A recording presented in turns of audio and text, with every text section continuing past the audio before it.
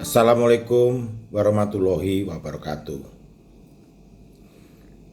Saya tertarik mengomentari pidato kenegaraan Presiden Jokowi tentang 75 pegawai KPK yang tidak lolos TWK. Sebelum saya masuk pembahasan tersebut, saya ingin menjelaskan dua hal yang sangat mendasar dalam hal ini, yaitu terminologi penguatan KPK dan pelemahan KPK. Penguatan KPK adalah upaya membersihkan KPK dari kelompok-kelompok yang mempunyai haluan politik di luar politik negara. Itu adalah penguatan KPK. Sedangkan pelemahan KPK adalah membiarkan kelompok-kelompok tersebut, yaitu kelompok-kelompok yang berhaluan politik di luar politik negara, terus menggerogoti kinerja dan performa KPK. Itu adalah pelemahan KPK. Sederhana sekali, nggak perlu berbelit-belit, nggak perlu bermuter-muter, simpel sekali. Pidato kenegaraan Presiden Jokowi tentang 75 pegawai KPK yang tidak lolos TWK menunjukkan bahwa beliau adalah seorang pemimpin yang tidak otoriter, demokratis, dan tidak semena-mena. Karena beliau memberi kesempatan kedua atau mungkin kesempatan terakhir bagi mereka untuk bisa memenuhi persyaratan menjadi ASN, menjadi calon ASN. Jadi Presiden Jokowi memberikan kesempatan kedua, tidak semena-mena langsung dipecat, tidak. Tetapi keputusan Presiden Jokowi juga tidak bertentangan dengan apa yang sudah dilakukan oleh Ketua KPK, yaitu Bapak Firly Bahuri, tentang menonaktifkan 75 KPK yang tidak lolos TWK. Karena menonaktifkan itu bukan berarti memecat, tapi menonaktifkan until further notice. Further notice-nya apa? Yaitu jika mereka sudah bisa memenuhi persyaratan untuk menjadi calon ASN. Jadi sekali lagi tegas saya katakan dari awal bahwa Pak Jokowi tidak pernah berusaha sama sekali untuk melemahkan KPK.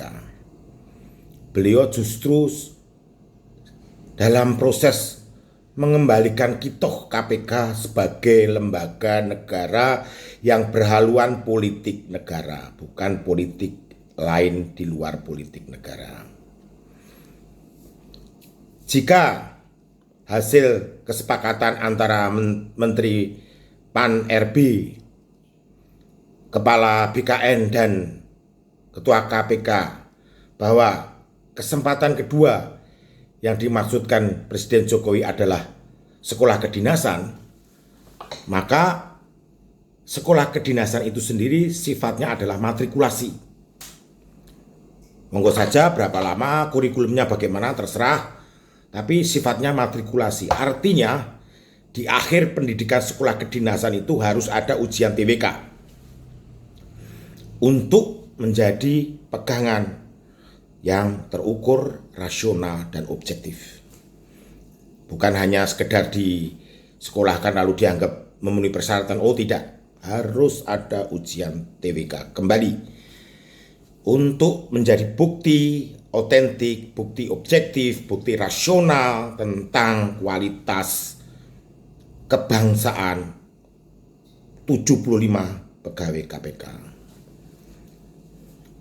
Ini masukan yang saya berikan kepada Pak Firly Bahuri, Menteri Pan-RB, dan Kepala BPK. Saya juga menyarankan kepada Ketua KPK agar kinerja KPK tidak terganggu akibat transformasi dari pegawai KPK saat ini menjadi calon ASN, maka segeralah reorganisasi dengan memanfaatkan pegawai KPK yang sudah lolos TWK untuk mengisi semua pos-pos jabatan struktural, sehingga kinerja KPK tidak terganggu. Terhadap ke-75 pegawai KPK ini, monggo saja Ketua KPK, Menteri Pan-RB, Kepala BKN untuk mencari solusi. Yang mungkin tadi salah satunya adalah bentuknya adalah sekolah kedinasan. Tapi nggak usah tergesa-gesa, santai saja, cari solusi yang adil, bermartabat, dan terukur, objektif. Sehingga publik bisa menilai secara objektif langkah-langkah yang ditempuh pemerintah. Tidak perlu ada perlakuan istimewa terhadap ke-75 pegawai KPK tersebut, karena mereka hanyalah kelompok-kelompok orang yang gagal TWK, bukan kelompok orang yang istimewa, sehingga harus diistimewakan. Tidak perlu. Masih banyak di luar sana yang bisa menggantikan mereka, yang mempunyai ideologi politik negara, yang cerdas, yang pintar, yang nasionalis, yang energik. Indonesia tidak akan pernah kekurangan sumber daya manusia yang berkualitas. Kira-kira itu yang ingin saya sampaikan. Sekali lagi, saya tegaskan di video ini bahwa Presiden Jokowi sama sekali sejak awal tidak ada upaya untuk melemahkan KPK. Assalamualaikum warahmatullahi wabarakatuh.